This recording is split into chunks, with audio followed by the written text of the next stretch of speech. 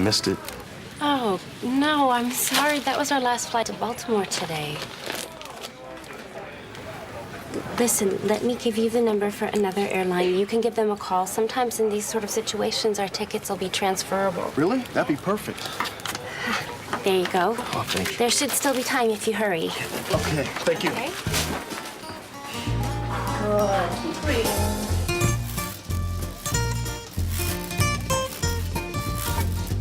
Thank you for calling Gold Star Reservations. Okay, have a good afternoon. I am so glad that today is payday. When I take off in about 6.5 minutes, I'm going to the mall to get me one of those new digital surround sound hi-fis.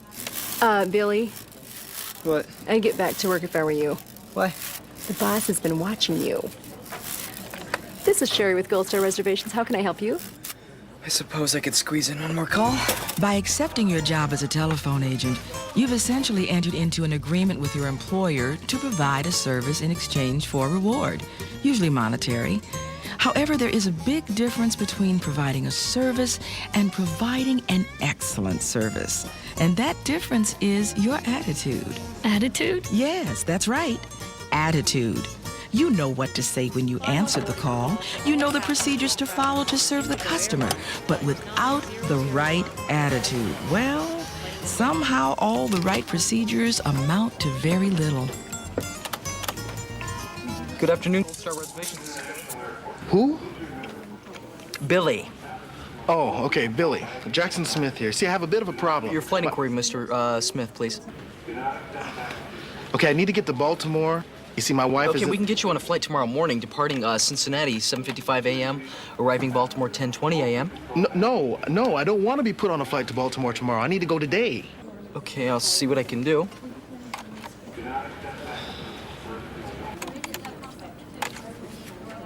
No, sorry, all of our flights to Baltimore are fully booked. Would you like me to go ahead and put you on the 7:55 tomorrow morning? No, I don't want to be put on a flight tomorrow morning. Okay, Mr. Smith, thank you so much for calling Gold Star Reservations. Have a nice day.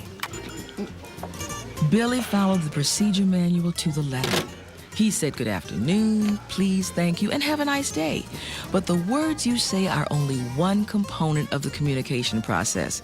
And as such, they are only one component of how your attitude is conveyed. What about Billy's body language? The way he was sitting and his facial expressions? Yes, but we're talking about the phone here. It's not as if they can see you. Don't be so sure. Have you ever spoken to someone on the telephone and had the feeling they were distracted by a conversation with someone else in the room, or slumped in their chair, or even had their feet up on the desk? Sometimes. Although a telephone conversation doesn't offer you the privilege of sight, you can definitely hear someone's body language. Body language can contribute to a customer gaining an unfavorable impression of you and your organization. So sit up straight, don't shuffle papers, and smile when you greet the customer, just as you would when greeting them face to face, because they will hear it. Good afternoon, Gold Star Reservations. This is Billy. A customer's impression of your attitude is also influenced by the way you use your voice. Now I've heard it all.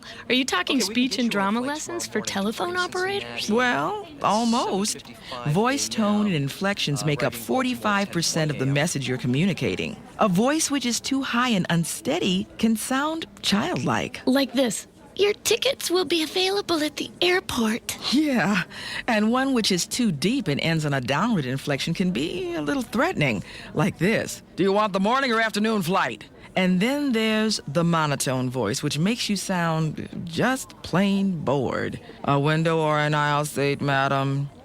Your voice should project confidence, be well modulated, and clear and easy to understand. Okay, assuming that that's true, what do we do about Billy? He's already lost his customer. Well, we all know you don't get a second chance at a first impression. But that's the beauty of training videos. Let's give him another go. Good afternoon, Gold Star Reservations. This is Billy. This is Jackson Smith here. I have a bit of a problem. Your flight inquiry, Mr. Smith. Oh, okay, I need to get to Baltimore today. You see, my wife is having a baby. Okay, we can get you on a flight tomorrow morning, departing Cincinnati. Stop there. 7:55 What now? a.m.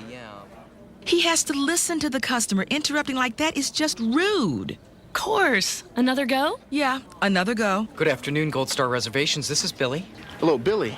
Jackson Smith here. Yes, Mr. Smith. I need to get to Baltimore as soon as possible. You see, my wife is having a baby. It's our first, in fact. She went into labor about an hour ago. Hello? Are you still there? Hello? Oh, yes, I'm here. I was just listening. We've been told that we were supposed to listen, so that's what I was doing, was listening. Do I have to spell everything out? Listening is more than not interrupting. You just said that interrupting was rude. It is. Well, he didn't Hello, are interrupt. you He still listened to there? what the Hello? customer said. His wife is having a baby. Yes, but how did the customer know he was listening? You have to listen actively. In a face-to-face situation, you would nod, smile, make eye contact, or use some other physical gesture. On the phone, those gestures have to be verbal. Well, how does he do that? Right. Okay. I see. That's great. But they're only verbal crutches. They don't mean anything, do they? Have a look at this.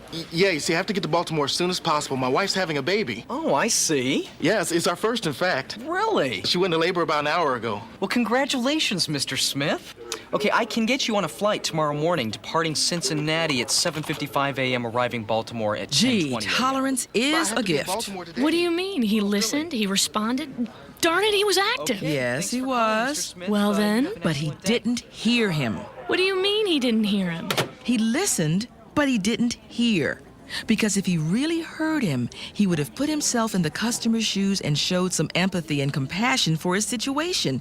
He would have really tried to understand the customer's emotions. In short, he would have cared. Your flight and inquiry, please, Mr. Smith.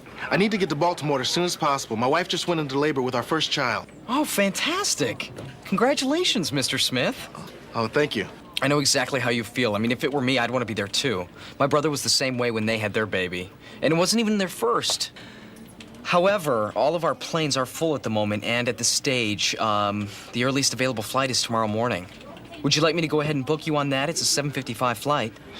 No, I need to be in Baltimore today. Gee, that was Mr. Smith, great. thank you for calling Gold Getting Star better Reservations. anyway. Have a nice day. Still has a way to go, though. You are so hard to please. His body language was good. His voice was well modulated. Inflections were great. I'm sure I saw active listening in there, and he showed compassion and empathy, too. Where did he go wrong? It's not that he necessarily went wrong, it was that he didn't go far enough. You need to go the extra mile. Take responsibility for the customer. Think of it as a personal challenge to solve the customer's problem. You see, even if you can't solve their problem, the customer should feel you've done everything in your power to find a solution. Well, I feel for Jackson, too. But what can Billy do about it? Hire a Cessna and fly him up there himself? What I'm saying is that he shouldn't leave any stone unturned in that extra mile that he's about to do. It's all about building customer loyalty. Because customer loyalty is worth 10 times the amount of a single purchase. Give him one more chance. I know we can do it. Mr. Smith, there's nothing I'd like more than to get you to the hospital on time. However, there doesn't appear to be a solution jumping out at me at present. But that's not to say that there isn't one. Would you mind if I put you on hold for a couple of minutes so I can talk to some of my colleagues about a way around this? No, of course not, but please hurry. Okay, we won't be long. Tracy? I'm looking for a flight. This gentleman's wife is about to have a baby. He needs to get to Baltimore as soon as possible. He needs to get to Baltimore as soon as possible. No, it's got to be earlier than that. Well, his wife is going into labor. It's got to be this afternoon. Oh, I don't even know why I didn't even think of that. Mr. Smith? Yes. I've got something. We have an international flight headed to London. Okay. It has to stop off in Baltimore to pick up some more passengers. The only problem is it leaves in 15 minutes. Well, I'm only at Terminal 2 now. Great. Take a cab to Terminal 1, go straight to the first-class check-in counter. It'll be much quicker, and I'll let them know that you're coming. Now, how much luggage do you have? Not much. Why? By the time you get there, the plane will be ready for takeoff. So take what you need in the short term on board as hand luggage, and if the rest doesn't make it, we'll have it delivered to your home in the morning. Now go. Oh, this is great. Thank you so much. You have no idea how much this means to me. Yes, I do. It's my job. Now let me know if it's a boy or girl, won't you? I sure will. Thanks. Take care. Okay, you win. Attitude does matter. It doesn't just matter. It really is everything. We need to realize that our attitudes aren't just about us. They profoundly affect the lives of other people. The repercussions of Billy's initial attitude for Jackson would have been quite horrible. I guess attitudes really do affect other people's lives. But then again, not everybody's problems are as dramatic as Jackson's. You don't know that. And besides, if there's a problem for a customer, it is dramatic for them. So to be on the safe side, treat them all as you would be treated yourself. Be friendly, honest, respectful, and courteous. Care about them. So, do you think he made it on time? Let's have a look, shall we? Gonna be okay? Oh, don't worry. He'll come to in a minute. We see this every day. Jackson. Come on, Jackson. There he goes. At least he made it. Where the pumpkin have you been? Let's summarize what we've learned. Can I do that? Be my guest. The difference between good service and great service is attitude. The words you say are only one component of the communication process because you can hear body language over the phone. Sit up straight, give the customer your full attention, and smile. Tone of voice and inflections account for 45% of your message. Your voice should project confidence, be well modulated, clear and easy to understand.